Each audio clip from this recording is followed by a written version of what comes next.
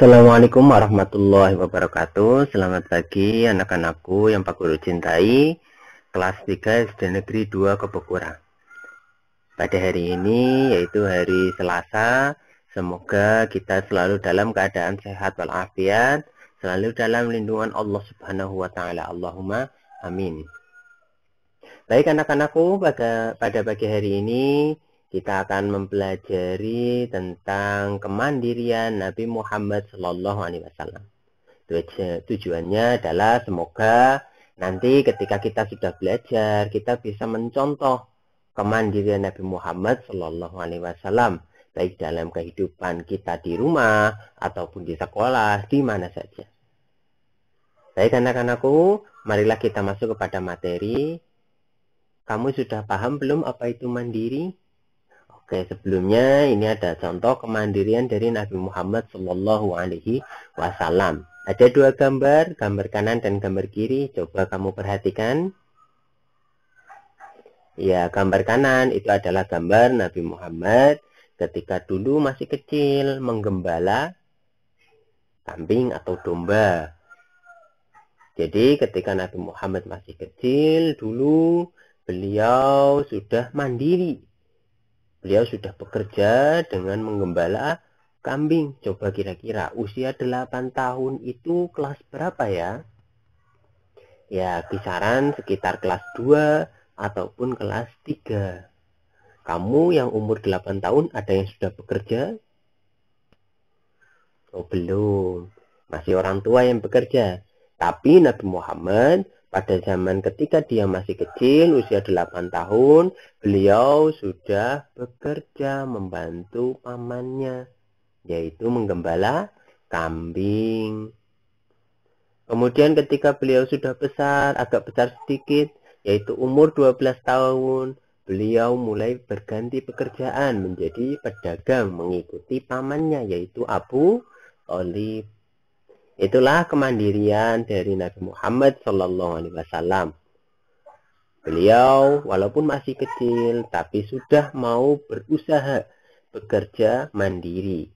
Tidak mau bergantung kepada orang lain, tetapi beliau berusaha semaksimal mungkin apa yang beliau bisa. Bisanya menggembala kambing, menggembala kambing. Berdagang, ya berdagang. Itulah kemandirian dari Nabi Muhammad SAW. Kira-kira bisa tidak mencontohnya? Mau berdagang? Mau menggembala kambing? Oke, kita pada zaman hari ini, sekarang ini, karena kamu sebagai seorang siswa, maka mandirinya adalah dengan belajar tekun. Jangan menggantungkan kepada orang lain, apalagi orang tua. Mengerjakan soal, belum membaca buku, sudah bertanya kepada orang tua, langsung jawabannya. Pak, nomor 2 siapa jawabannya? Harusnya kamu berusaha dulu. Kalau kamu tidak bisa, barulah bertanya. Baik, apakah ada gambar di sini? Apakah ini disebut sebagai mandiri? Ketika ada semut, berusaha dengan keras sekali mengangkat kaki yang begitu beratnya sendirian, apakah itu mandiri? Jawabannya tentu tidak. Kenapa kok tidak? Karena dia melakukan sesuatu melebihi kemampuannya. Apakah semut bisa mengangkat kaki sendirian? Tentu saja tidak. Tetapi dia, ini namanya egois. Kenapa egois? Karena dia hanya ingin melakukan sendiri tanpa bantuan orang lain. Padahal dia sendiri tidak kuat. Itu. Lalu pengertian mandiri itu apa? Mandiri adalah sifat memiliki kemauan untuk melakukan sesuatu atas dasar kemampuan dirinya sendiri tanpa bergantung kepada orang lain. Di sini Pak Guru garis bawahi kemampuan diri sendiri. Kalau memang tidak mampu, belajarlah. Belajar tidak menemukan cara, bertanyalah atau meminta bantuan kepada orang lain. Tetapi ketika kamu mampu melakukannya sendiri, maka lakukanlah sendiri. Contohnya, makan, mandi, minum sendiri. Mengerjakan tugas sendiri, bekerja atau membantu orang tua, kemudian melaksanakan tugas itu dengan kemauan sendiri. Itu contohnya mandiri. Lalu seperti contoh misalkan, ada orang yang sakit, tidak bisa bergerak tangannya. Kira-kira bisa tidak makan dan minum sendiri? Tentu tidak, karena tangannya tidak bisa bergerak. Lalu bagaimana cara dia makan? Dia bisa meminta tolong kepada orang lain. Oke, kemudian, mandiri itu bukanlah egois. Sikap mandiri dilakukan sesuai dengan kemampuan masing-masing. Jika memang tidak mampu, maka boleh meminta pertolongan kepada orang lain. Tetapi, jika memang mampu dilakukan oleh dirinya sendiri, maka lakukanlah sendiri. Kamu boleh meminta pertolongan orang lain, tapi dengan catatan harus belajar. Jangan tidak mau belajar. Kalau tidak mau belajar, pasti selalu meminta bantuan orang lain. Tidak pernah bisa melakukan sendiri. Tapi jika kamu belajar, maka kamu pasti akan bisa melakukannya sendiri. Contoh misalkan, kamu tidak bisa menjahit baju.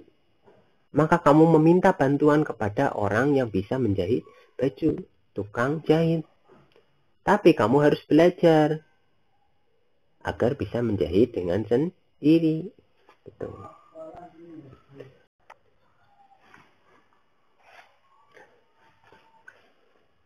Di sini ada contoh egois. Tony diberi pertanyaan oleh Pak Guru, tetapi dia tidak tahu jawabannya. Dia hanya diam saja tanpa mencari tahu. Akhirnya dia tidak tahu jawabannya. Itu namanya malas, karena dia tidak mau mencari tahu, tidak mau belajar. Kemudian contoh yang kedua, Randy diberi pertanyaan oleh Pak Guru, tetapi dia tidak tahu jawabannya. Maka dia mencari tahu dengan membaca buku-buku. Walaupun dia sudah mencari di buku, tetapi tetap saja tidak menemukan jawabannya. Walaupun dia bisa bertanya kepada orang yang lebih tahu, tetapi dia tidak mau. Karena dia merasa bahwa mengandalkan orang lain itu tidak mandiri. Hingga akhirnya dia tidak tahu jawabannya. Itulah yang namanya egois. Kemudian contoh mandiri. Mirna diberi pertanyaan oleh Pak Guru, tetapi dia tidak tahu jawabannya. Maka dia mencari tahu jawabannya dengan membaca buku-buku. Walaupun sudah mencari di buku, tetapi tetap tidak menemukan jawabannya. Kemudian dia bertanya kepada orang tua. Orang tuanya pun tidak tahu. Dia bertanya kepada kakaknya. Kakaknya tidak tahu. Dia bertanya kepada tetangganya. Tetangganya juga tidak tahu. Terakhir kemudian dia bertanya kepada Pak Kiai. Dan alhamdulillah, ternyata Pak Kiai tahu. Akhirnya, dia mendapatkan jawaban dari pertanyaan Pak Guru. Nah, itu disebut sebagai mandiri. Karena dia sudah berusaha dulu. Tapi ternyata tidak bisa. Akhirnya dia barulah mengandalkan orang lain. Karena dia sendiri sudah berusaha, tapi tidak bisa. Itulah disebut sebagai mandiri. Demikian yang dapat Pak Guru sampaikan. Sekian, wassalamualaikum warahmatullahi wabarakatuh.